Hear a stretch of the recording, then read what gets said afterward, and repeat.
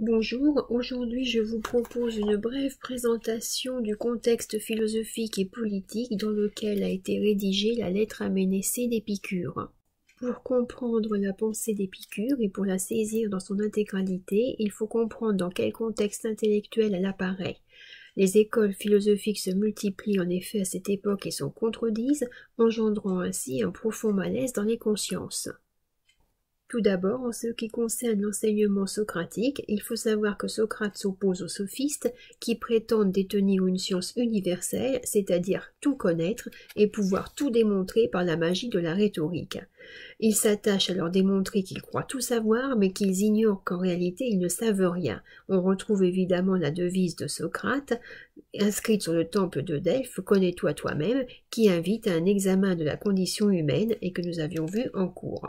Ainsi l'homme doit se connaître avant de chercher à connaître les choses extérieures. Les cyniques, quant à eux, rendent toute entreprise philosophique impossible, car ils poussent la critique socratique à l'extrême et jusqu'au sarcasme, le scandale étant souvent pour eux un moyen d'action morale.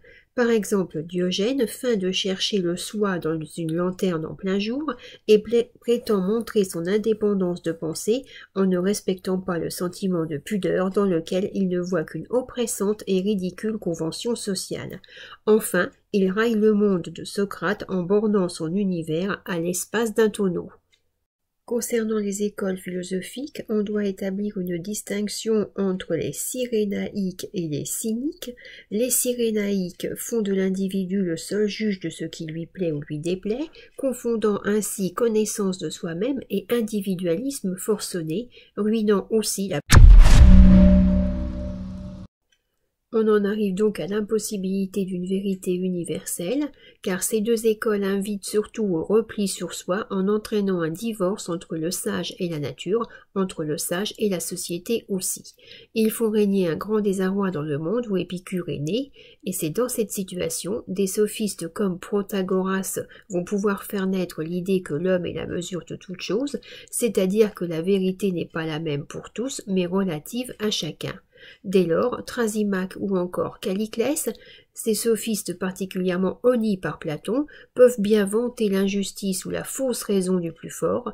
Le conflit devient une excellente sélection naturelle qui, selon eux, assurera le triomphe du meilleur. De tout cela, les sceptiques tirent les conséquences. Il n'y a finalement pas de mesure du tout. Une vérité relative à chacun revient à l'absence de toute vérité. Donc, en toute rigueur, on ne peut rien affirmer ni rien définir, il ne reste qu'une solution, l'indifférence devant tout.